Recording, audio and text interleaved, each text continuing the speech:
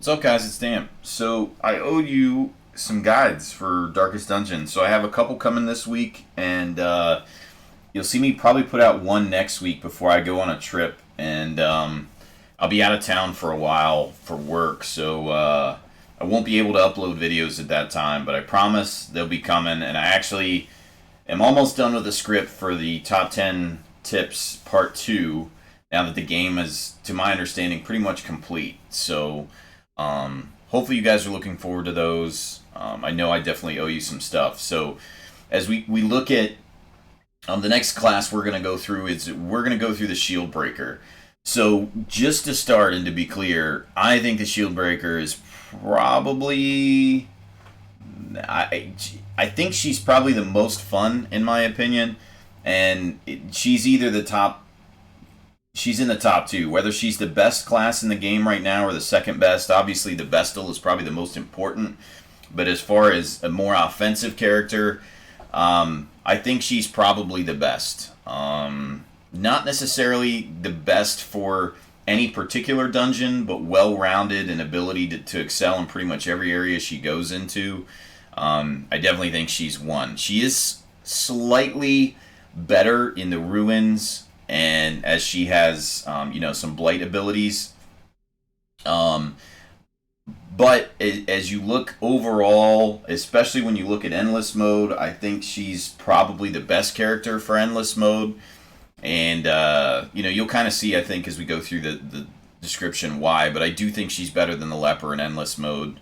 And people are going to tell me that I'm wrong, maybe. And that's fine. I mean, everybody has their own opinion, but I think she's more versatile than the Leper. She's a lot faster than the Leper. She can do a lot more different things that the Leper can't do, especially when it comes to hitting row 3 and 4, which is extremely important in Endless Mode. So, overall, we'll go through the guide like we do. We'll talk about combat skills, camping skills, so...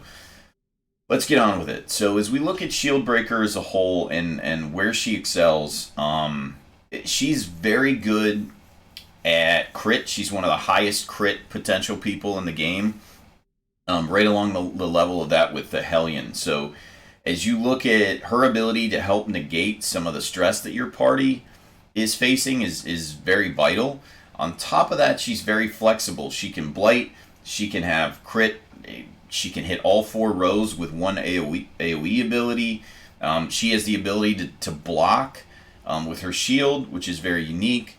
Her camping skills, whereas, this is going to have some spoilers in it, so you do have to fight a bunch of mobs as you're initially going through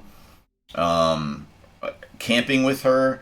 Her camping skills are not that strong, truthfully. The armor-piercing one is something to consider depending on a certain boss fight you're going to get into, but they're not that good, all things fair. That's one of her minuses, but as we look at her combat skills, they're probably, in my opinion, the most versatile of any class in the game, and whereas she's not as complex as the Flagellant is, she is complex for sure, but not to that level.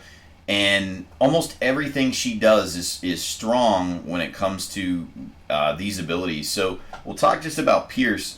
So if her Pierce is stronger pretty much than anybody else's basic,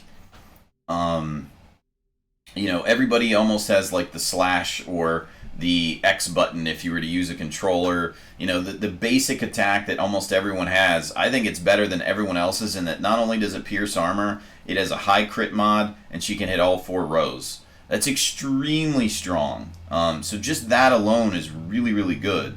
And then as you look through her other abilities, Puncture has the ability to bypass guard. That's pretty situational, so I'm not going to talk a lot about it. But again, all 4 rows from all 4 positions, it moves her forward, so it makes her very flexible. As you look at Adder's Kiss, this can hit for a ton, and then it also blights very strongly for 5 points for 3 rounds. And again, it moves her back and forward. She does dance quite a bit throughout her moves that she has. But that blight's super strong. Now, it can only hit the first 2 rows, so that's the drawback to kind of balance it. But still really good, because that's where you're going to have mobs that are going to have prot or high HP, or typically going to be in row 1 and 2 anyway. As we look at Impaled, this is it can be right now, in my opinion, if she is trinketed the right way, the strongest combat skill in the game. And this is probably one of the top 5 with Pierce. So again, super incredible ability. It hits all 4 mobs, but it can also one-shot any of the low HP mobs. So if you think about those skeletons that have the clubs in the ruins, she can one-shot those. She can one-shot some of the people in endless mode, some of the little peasants, the farmers that are out there.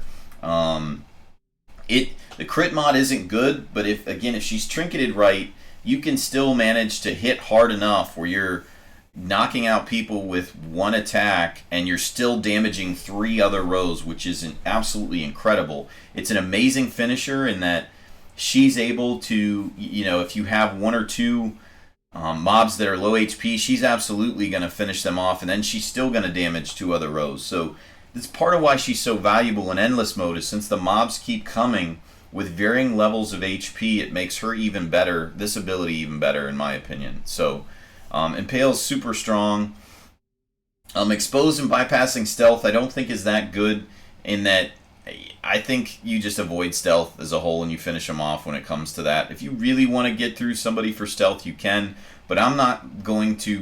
Her build that I bring is typically what you see here, and sometimes I'll switch this off. Just depends if I have a mark party or not. But exposing somebody with stealth, really not that strong, in my opinion. As we look at Captivate, so Captivate overall, it's pretty good. It's much better if you have a mark party, and if you have a mark party, this can crit and hit huge. So on certain bosses that are susceptible to blight, this can be really good, but it's fairly situational, so that's why I don't bring it with my normal run. And then Serpent Sway, she has the ability to block 2 attacks, which is really good, and especially when you're in the first or second row on boss fights, on against like Tree Branch, the Tree Branch Shakedown move, anything like that. This is pretty good. Again, you're not going to use it all the time. My opinion is you're always more aggressive and bring the fight to the mobs. Don't let them bring it to you. But there are times where you have to use it or you need to get caught up, and that's when you'd use that ability. As we look at the quirks you want to use with her, Slugger is one that you'd want to lock, in my opinion. But also, if you look at Impale, it's a ranged ability. So taking the crit ranged ability and taking the crit damage ability are definitely worth consideration as well.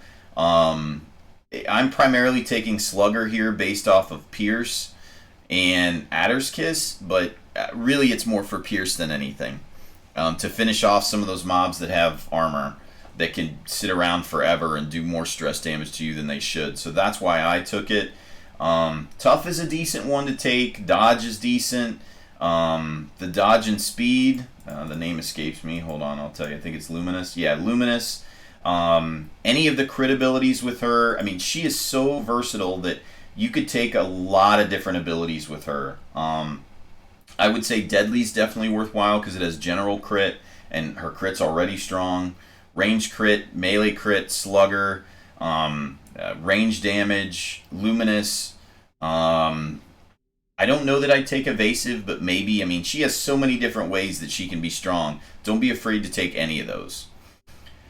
Alright, so in moving on, as we look at like her trinkets, trinkets are going to differ whether you're in endless mode or whether you're in standard mode, so keep that into consideration. However, a couple of the ones that I feel that will work the best with her are overall damage, overall dodge. Like this one has damage, speed, and dodge, which is really good. Even with the plus stress, I think it's great. But general damage, rather than specific melee or range, like Ancestor's Pen, doesn't translate as well if you're going to run Impale. Keep that in mind. You could look at maybe bringing a musket ball in Ancestor's Pen, which would cover both your Pierce and your Impale. But just general damage, general crit, speed, dodge, all those things would help her pretty much get the most of what you're going to get out of her. It really depends. After you go through a few runs and you see how she plays, you'll kind of know based off your playstyle where you want to be. But that's what I would recommend. This is definitely not a meta setup. It's different. It's something I was testing. So take this out of the running. Ancestor's Candle I think is good, but I would hardly ever tell you to run plus 20% stress, because then look what happened. I got the worries, and I am at 270 kills in this run, but still, I very rarely ever run plus 20% stress in the trinkets. So as you look at camping skills, there's not much here really that's very, very solid. A lot of situational stuff, and like I would say a selfish ability. The Blight skill chance, that could be good, but kind of selfish. Somebody else will have something better that the whole team can have. One companion can't be marked, not very good.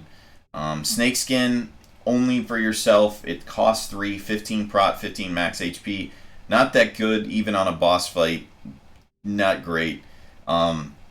Snake Eyes is something to consider depending on the boss you're going to fight, but in a general dungeon crawling, no, you're not going to run it. So really, you're probably going to run maybe something like this. I mean, that's so weird. It's one of the only heroes that we have that I would say to even consider this, because the other abilities are so situational. But I'll play around with it and see what you like. But in my opinion, the Snake Eyes is one of the only ones worthwhile to carry.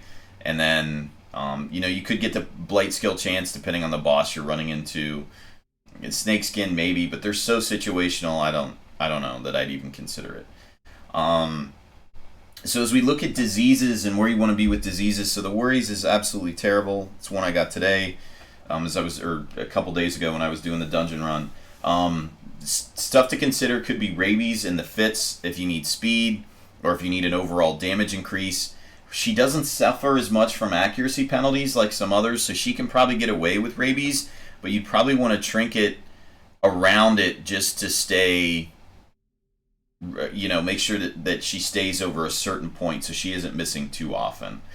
But with all that being said, my overall rank for her is probably number 1 overall. I'd love to go through all the videos and keep the best for last, but that just doesn't make sense. Now, she is a DLC character, so you do have to, I believe she's $3.99 if you can get it on sale. It's absolutely worth it, no matter if it's full price or not.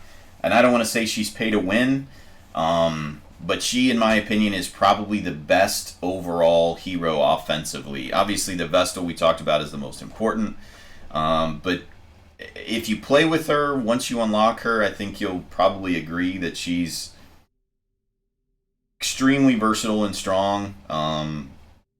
And she has a place in so many parties and can do so many things. I just think that she outranks the Grave Robber, in my opinion, now with the nerf to scouting. So with that, that's a Shieldbreaker, guys. I think if you play with her, if you don't have her and you get her, you'll really, really like what she does. I think she's awesome.